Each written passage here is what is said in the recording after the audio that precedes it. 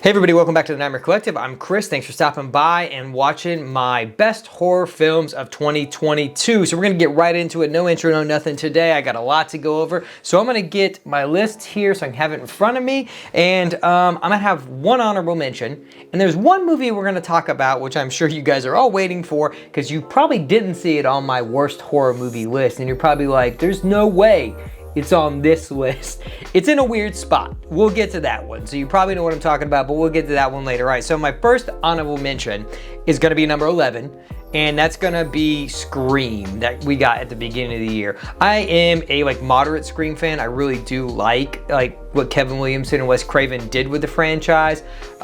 Three's, you know, I actually really do enjoy 4 other than the way that it looks, but overall I like the franchise. I think this is like a good return to form for them. But I still had some things that I really just didn't like, and I knew who the killer was from the very beginning of the movie, which for me kind of does tank a Scream movie, because that's usually what you're going in for. I want to be surprised by who the killers are, and typically you are, and I just was like, oh yeah, it's that. They kept telling me who it was, and then for them to just do it, while they may think that's clever and ballsy, I thought it was just kind of stupid and boring. I am looking forward to Scream 6, you know, kind of taking this into like a big environment like New York. What are we gonna do? So I'm excited to see where we go from here. But all right, let's get into number 10, and that's going to be Dario Argento's return with Dark Glasses. So this was a Shudder exclusive. I got to see it a couple weeks early because they did that like Halloween thing, and I really enjoyed this movie. I am a fan of Dario Argento, so I think you have to be a fan of his in order to enjoy this movie. That's one time. I got 2 caveats on this list, and it's gonna be this one and then my number 8 one, or no, my number 9 one, and those are gonna be like caveat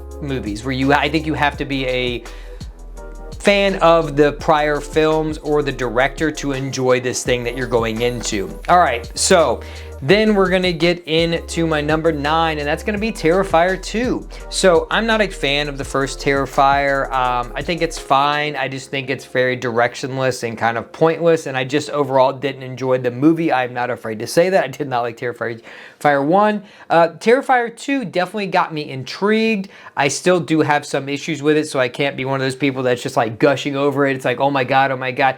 I've seen a slasher before. I think sometimes this movie is overindulgent. I like kind of the supernatural aspects that we get to at the end, but I do think it's overly long. And I think in rewatch, which I did because I'm going to have 3 copies of that movie. So look forward to that video where I kind of compare all the copies of that movie and see which one you should actually buy. For a movie that I'm kind of lukewarm on, I own 3 copies of it, and that can also be said for another movie we're going to talk about. I think it's good. I just think it could have been shaved down a little bit, and I get why he did it. I have no problem with a filmmaker making the movie that they want, so I don't fault him. It's very graphic. I think it's cool that it was in theaters, so I like a lot of aspects about Terrifier 2. I just still do have my slight nitpicks, which I would not say that you should not watch this movie, but again, a caveat is you have to be into like ultra violent stuff because it is a very brutal movie, but at least it has a story this time. So I will say that is 1 plus over Terrifier 1. All right, the next movie is going to be Pearl, and I really like Ty West Pearl, and obviously another movie will probably be on this list later on. I really liked Pearl. I didn't know what to expect with Pearl. I know it was going to be a different type of movie from X, but I really didn't know what I was going to get going in, and Mia Goth kills that role like so much that that's what brings me through the movie. And that's why it's lower on my list, because I do think the movie's fine, but I think it's Mia Goth that really sells that movie and brings that movie home. And so upon rewatch, it's fine, but again, she is just the driving force through that movie. All right, so number 7 is going to be Jordan Peele's Nope. I really like Nope. I am a huge science fiction fan. I love Star Trek. I love everything like that. So for me, this mix of kind of like alien, not alien science fiction with like, you know, satire and like commentary on like the world. I just really liked the movie. I thought it was shot beautifully. The IMAX stuff is incredible. You can say what you will about like the actual third act and the reveal of what it actually is, but I liked the whole movie. So for me, it was thoroughly enjoyable. It's not, I wouldn't say it's not necessarily like a full-on horror movie, but sometimes those things could be scary. Twister, I think, could be scary. You know, there's a lot of things that are real world things, and even though this is aliens, could be considered terrifying. So Nope is great. The next one is going to be a streaming movie, just like Dark Glasses, and that's going to be DeadStream. This was probably my favorite like comedy horror of the year.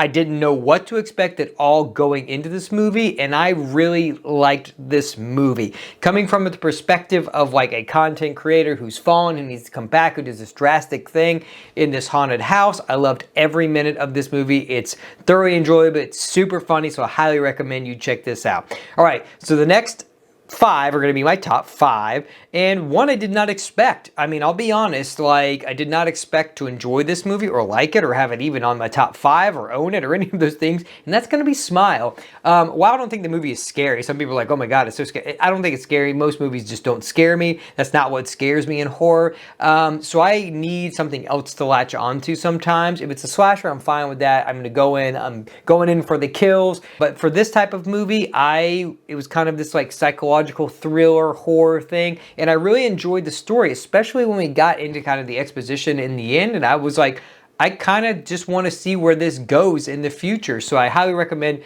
you check out Smile.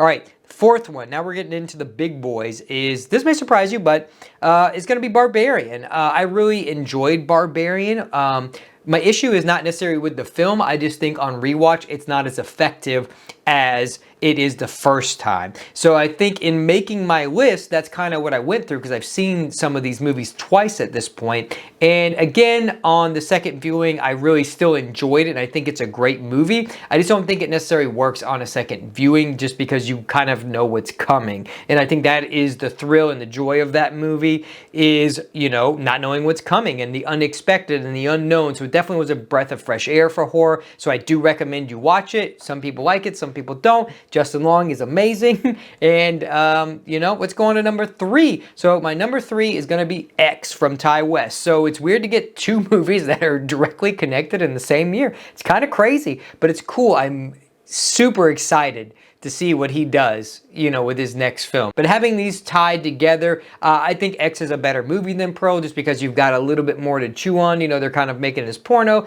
then some crazy shit happens, and it's a good slasher. I think Pearl is just definitely a little more goofy than X is, but I do really enjoy it. So X is my number 3. All right, now into the top 2. So before we get into my top 2, I told you before that there's a movie that's probably missing from my worst list, and it's going to be missing from my best list, and you probably know what it is. It's a very divisive film of the year, and that's going to be Halloween Ends. So the reason it's not on either of them is because I believe it's in the middle for me. I don't think it is in my top 10, and I also don't think it's one of the 5 worst movies I've seen this year. So if it had to be a 6th movie, 7th movie, whatever, I don't know. I do not know how I feel about that movie. I have watched it since the 4K came out. And again, another movie that I own. I got the Walmart one. I got the Steelbook from Best Buy. Ordered the Steelbook from Zavi. And I just don't know. This is the year of me, you know, being lukewarm on movies, but owning 3 copies of them, I guess. But I do say I like the direction. I just don't feel it is the best thing to end a trilogy on. So that's my feelings. It may change in the future. I just could not confidently put it on my worst list, but I also can't confidently put it on my best list. I am torn between what I like and don't like about this movie. It's kind of a 50-50 thing for me. Like, I like 50% of the movie and I hate 50% of the movie. So for me, it really doesn't belong on either of the list. So I'm going to stick it right in the middle where it's kind of in between. It wouldn't be on either one of them, but it might be a 6th on my worst list. So let's get into my top 2. So my second best horror film of the year. And now again, you may have different ones, and that's fine. I like what I like, you like what you like. But for me, 2 is going to be The Black Phone. I'm not, you know, when I get into these things, people are going to like, well, this movie's objectively better. I'm talking about things that make me excited to see movies. I'm a massive Stephen King fan. Joe Hill for me is hit and miss, but I really liked this short story turned into this small, intimate movie. All the acting is incredible. And I just really liked the story that they were telling, you know, between the father and his son and the sister and everything. It just feels so real. I mean, other than like the coked out brother, which was there for comedic relief, and he is just in Sinister, so I think that's why he's in there. I really liked the movie, man. The vibe of the 70s is pitch perfect. There's just like X. There's so much in this movie that I really just like, and in subsequent rewatches, you just feel, man, the sheer terror of, you know, imagining you being a child in a room alone, and, you know, can you escape? Is he going to let you escape? There's so much in this movie that I felt the tension. Is it scary? No. But I just really liked the story they were telling. And in a year where we got a lot of great horror, I just like that we got a very accurate story with a mix of supernatural, which is my favorite type of horror. You know, very grounded, but not realistic in some sense, and, you know, with a little bit of supernatural. Stephen King does that, I think, the best, where he's got some real world stuff mixed in with some supernatural stuff. So, number one. I did not expect this to be number one. I didn't even really know what to expect from this movie because the trailer didn't really give us anything, and that is going to be The Menu. So, I really loved The Menu. I thought it was one of the funniest movies this year as far as comedies go, and I just really liked the satire. Having worked in run a restaurant before, there's that angst and the drive and the, you know, the passion to do something, but also being fed up with the people that come eat your food and really don't know anything, don't care anything about what you're doing. And I mean, this can be equated to a lot of things, not just food, you know.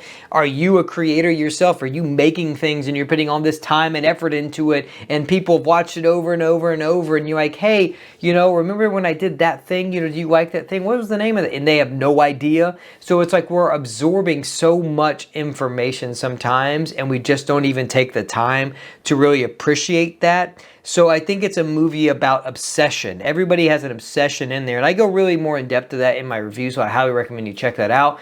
But I just really like the movie. Ralph Fiennes is amazing in this movie. And I think that's what does it for me, is that he really just sells this, you know, passionate, obsessed person who is given up on society because they have kind of given up on him. And so I don't know, I think it's a great movie, and I think it's a very underrated movie this year. I don't think a lot of people saw it, even from the numbers in my review. I think, you know, you can get Halloween Ends all day, you can get these like Pray for the Devil all day, but I think The Menu kind of flew under the radar. I'm hoping when it comes to streaming, more people check it out, but I do highly recommend, and I wanted to shout out The Menu. So that's my list for my favorite horror movies of 2022. Let me know what your list is down below, or just what your top 5 is, whatever you want to do. You know, you're going to agree, you're going to disagree. That's what this is for. It's just a fun thing to round out the year. I also want to thank everybody. This year has been great. I've been doing YouTube for what, like 5 months now. It's done way better than I thought it would, and that's all thanks to everybody that's watching and subscribing and commenting and liking and doing all of those things. So here's the 2023. I've got a lot of cool things planned going forward, and so these are going to be the last 2 videos, along with one final